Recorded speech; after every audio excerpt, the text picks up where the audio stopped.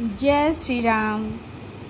आज मैं आप लोगों को राखी का त्यौहार रक्षाबंधन के बारे में कुछ बातें शेयर करना चाहती हूँ। आज रक्षाबंधन का दिन है, इसलिए मैंने सोचा कि आप लोगों को आज के दिन ही राखी के बारे में कुछ रक्षाबंधन क्यों मनाया जाता है, इसका क्या इतिहास है, इसके बारे में कुछ बातें शेयर की जाए। भारतीय धर्म संस्कृति के अनुसार रक्षाबंधन का त्यौहार श्रावण माह की पूर्णिमा को मनाया जाता है। इस दिन बहन अपने भाई के मस्तक पर टीका लगाकर रक्षा का बंधन बांधती है, जिसे राखी कहते हैं। रक्षाबंधन आने वाला है, ये सुनकर ही बहुत सी बहनों के चेहरे पे खुशी झलक जाती है। और हो भी क्यों ना, ये भाई बहन का रिश्ता ही कुछ ऐसा है कि किसी के शब्दों में बयान नहीं किया जा सकता। यह रिश्ता इतना ज़्यादा पवित्र होता है कि इसका सम्मान पूरी दुनिया भर में किया जाता है। ऐसे में शायद ही कोई होगा जिसे कि यह न पता हो कि रक्षाबंधन का अर्थ क्या है और इसे कैसे मनाया जाता है। भाई और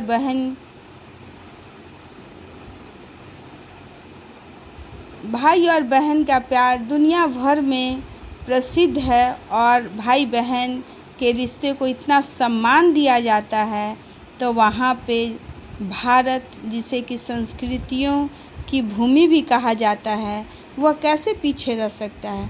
वही तो इस रिश्ते को एक अलग ही पहचान दिया गया है। इसकी इतनी ज़्यादा महत्व है कि इसे एक त्यौहार के रूप में मनाया जाता है। इस त्यौहार में भाई बहन के प्यार को एक ट्रेडिशन के तरह मनाया जाता है। रक्षाबंधन एक स्पेशल हिंदू त्यौहार है, जिसे कि केवल भारत में ही नहीं बल्कि दूसरे देशों जैसे कि नेपाल में भी भाई बहन के प्यार का प्रतीक मानकर खूब हर्ष उल्लास से मनाया जाता है। इस वर्ष इस पर्व रक्षाबंधन को श्रावण माह के पूर्णिमा के दिन मनाया जाता है, जो कि अक्सर अगस्त के महीने में आता है। चूँकि इस त्यौहार के विषय में हम सभी को ज़रूर जानना चाहिए, इसलिए आज हमने सोचा कि क्यों ना आप लोग के साथ रक्षाबंधन के बारे में कुछ बातें को शेयर करूं। रक्षाबंधन का पर्व दो शब्दों के मिलने से बना हुआ है, रक्षा और बंधन। संस्कृत भाषा के अनुसार इस पर्व का मतलब होता है कि एक ऐसा बंधन जो कि रक्षा प्रदान करता हो। यहाँ पर रक्षा का मतलब रक्षा प्रदान करना होता है और बंधन का मतलब है एक गांठ, एक डोर जो कि रक्षा प्रदान करे। ये दोनों ही शब्द मिलकर एक भाई बहन का प्रतीक होते हैं। यहाँ ये प्रतीक केवल खून के रिश्ते को ही नहीं समझता, बल्कि एक पवित्र रिश्ते को जताता है। यह त्यौहार खुशी प्रदान करने वाला होता है। वही ये भाइयों को याद दिलाता है कि उन्हें अपने बहनों की हमेशा रक्षा करनी है। एक सवाल हम सभी के मन में उठता है कि रक्षाबंधन हम क्यों मनाते हैं। इसका जवाब यह है कि यह त्यौहार असल में इसलिए मनाया जाता है क्योंकि ये एक भाई का अपने बहन के प्रति कर्तव्य को जाहिर करता है। वही इसे केवल सगे भाई बहन ही नहीं बल्कि कोई भी स्त्री और पुरुष जो कि इस पर्व की मर्यादा को समझते हैं, वो इसका पालन कर सकते हैं। इस मौके पर एक बहन अपने भाई के कलाई में राखी बांधती है। वही वो भगवान से ये मांगती है कि उसका भाई हमेशा खुश रहे और स्वस्थ रहे। वही भाई भी अपनी बहन को बदले में कोई तोहफ़ा देता है और ये प्रतिज्ञा करता है कि कोई भी विपत्ति आ जाए तो वो अपनी बहन की रक्षा हमेशा करेगा। साथ में वो भी भगवान से अपनी बहन की लंबी उम्र और अच्छे स्वास्थ्य की मनोकामना करता है। वही इस त्यौहार का पालन कोई भी कर सकता है, फिर चाहे वह सगे भाई बहन हो या नहीं हो। राखी का त्यौहार पूरे भारतवर्ष में काफ़ी हर्ष एवं उल्लास के साथ मनाया जाता है। यह एक ऐसा त्यौहार है जिसे क्या धनी और क्या गरीब इस पर्व को सभी खुशी के साथ मनाते हैं। इस पर्व का भी एक इतिहास है, कुछ ऐसी दंत कथाएँ भी हैं जो मैं आप लोगों को बताना चाहती हूँ। राखी त्यौहार की सबसे पुरानी कहानी सन 320 में हुई थी। उस समय जब अलेक्जेंडर ने भारत जीतने के लिए अपनी पूरी सेना के साथ यहाँ आया था। उस समय भारत में सम्राट पुरु का काफ़ी बोलबाला था। जहाँ अलेक्जेंडर ने कभी किसी से नहीं हारा था, उन्हें सम्राट पुरु के सेना से जब लड़ने में काफ़ी दिक्कत हुई, तब अलेक्जेंडर की पत्नी को रक्षा बंधन के बारे में पता चला। तब उन्होंने सम्राट पुरु के लिए राखी भेजी थी, जिससे कि वो अलेक्जेंडर को जान से न मारे। वहीं सम्राट पुरु ने भी अपनी बहन का कहना माना और उसके पति पर हमला नहीं किया। दूसरी कहानी है रानी कर्णावती और सम्राट हुमायूं की कहानी भी कुछ अलग ही महत्व है। ये उस समय की बात है जब राजपूतों को मुसलमान राजाओं से युद्ध करना पड़ रहा था। अपनी राज्य को बचाने के लिए राखी उस समय भी प्रचलित थी, जिसमें भाई अपनी बहनों की रक्षा करता था। उस समय चित्तौड़ की रानी कर्णावती हुआ करती थी। वो एक विधवा रानी थी और ऐसे में गुजरात के सुल्तान बहादुर शाह ने उन पर हमला कर दिया। ऐसे में रानी अपने राज्य को बचा सकने में असमर्थ होने लगे। इस पर उन्होंने एक राखी सम्राट हुमायूं को भेजा उनकी रक्षा के लिए, और हुमायूं ने भी अपनी बहन की रक्षा के लिए अपनी एक सेना की टुकड़ी चित्तौड़ भेज दिया, जिससे बाद में बहादुर शाह के सेना को पीछे हटना पड़ा था।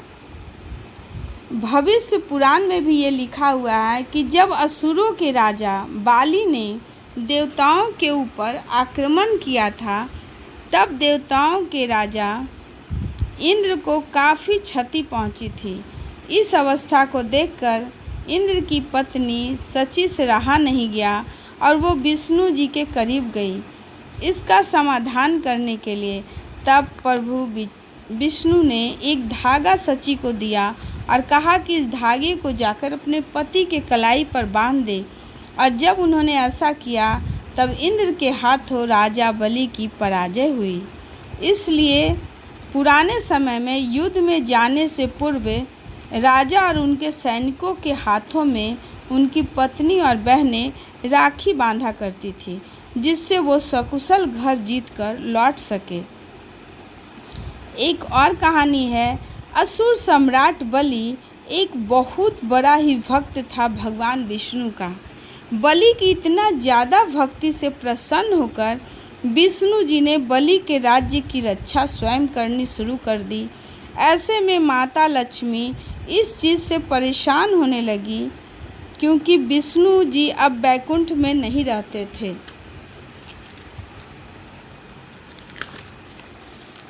अब लक्ष्मी जी ने एक ब्राह्मण औरत का रूप लेकर बलि के महल में रहने लगी।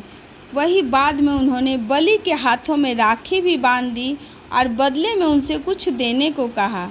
अब बलि को ये नहीं पता था कि वो औरत कोई और नहीं माता लक्ष्मी है, इसलिए उन्होंने उसे कुछ भी मांगने का अवसर दे दिया था। इस पर माता ने बलि से विष्णु जी को उनके साथ वापस बैकुंठ लौट जाने का आग्रह किया। इस पर चूँकि बलि ने पहले ही देने का वादा कर लिया था, इसलिए उन्हें नारायण विष्णु को वापस लौटाना पड़ा। इसलिए राखी को बहुत से जगहों में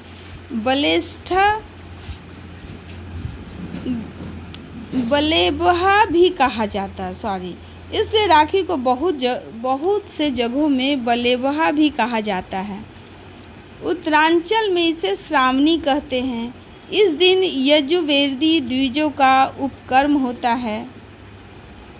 ब्राह्मणों का यह सर्वोत्तम त्यौहार माना जाता है। वृत्तिमान ब्राह्मण अपने यजमानों को यज्ञोपवीत तथा राखी देकर दक्षिणा लेते हैं। महाराष्ट्र राज्य में यह त्यौहार नारियल पूर्णिमा या श्रावणी के नाम से विख्यात है। इस दिन लोग नदी या समुद्र के तट पर जाकर अपने जनेऊ बदलते हैं और समुद्र की पूजा कर वरुण देवता को प्रसन्न करने के लिए नारियल चढ़ाते हैं। राजस्थान में राम राखी और चूड़ा राखी या लुम्बा बांधने का रिवाज है। राम राखी सामान्य राखी से भिन्न होता है। इसमें लाल डोरे पर एक पीले छींटे वाला फुदना लगा होता है। यह केवल भगवान को ही बांधी जाती है। चूड़ा राखी भाभीयों की चूड़ियों में बांधी जाती है। तमिलनाडु, केरल, महाराष्ट्र और उड़ीसा के दक्षिण भारतीय ब्राह्मण इस पर्व को अवनी अभितम कहते हैं। इस दिन नदी या समुद्र के तट पर स्नान करने के बाद ऋषियों का तर्पण कर नया यज्ञोपवीत धारण किया जाता है। ब्रज में हरियाली तीज श्रावण शुक्ल तृतीया से श्रावणी पूर्णिमा तक समस्त मंदिरों एवं घरों में ठाकुर झूले में विराजमान होते हैं। रक्षाबंधन वाले दिन झूलन दर्शन समाप्त होते हैं। उत्तर प्रदेश श्रावण मास की पूर्णिमा के दिन रक्षाबंधन का पर्व मनाया जाता है। रक्षाबंधन के अवसर पर बहन अपनी संपूर्ण प्यार रक्षा राखी के रूप में अपने भाई के कलाई पर बांधकर उधेड़ देती है। भाई इस अवसर पर कुछ उपहार देकर भविष्य में संकट के समय सहायता देने का वचन करता है। इसी तरह हमारे बिहार में भी श्रावण मास की पूर्णिमा के दिन ही रक्षाबंधन का पर्व मनाया जाता है और रक्षाबंधन के अवसर पर बहन भाई के कलाई पर राखी बांधती है, माथे पे तिलक लगाती है, आरती उतारती है और मुंह मीठा कराती है और अपना सारा प्यार भाई के ऊपर राखी के रूप में उधेड़ देती है। और भाई भी बहन को कुछ तोहफा देता है और ये वचन देता है कि जब भी उसे भविष्य में ज़रूरत पड़े, कभी भी संकट आए, अपने भाई को याद करे और भाई हमेशा उसकी रक्षा के लिए तैयार रहेगा। धन्यवाद।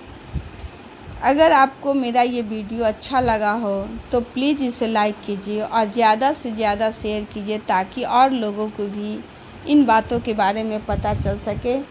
और अगर अच्छा लगा हो तो कमेंट कीजिए और बताइए कि आपको राखी का ये त्यौहार कैसा लगा हमारे वीडियो में, और ज़्यादा से ज़्यादा लोगों को भी राखी के महत्व के बारे में पता चल सके। और अगर आप हमारे वीडियो में हमारे चैनल पे नए हैं तो प्लीज़ हमारे चैनल को सब्सक्राइब कीजिए ताकि अगला वीडियो जब हम लेकर आएँ तो सबसे पहले आप उसे देख सकें। अगले वीडियो में मिलते हैं, तब तक के लिए धन्यवाद। जय श्री राम।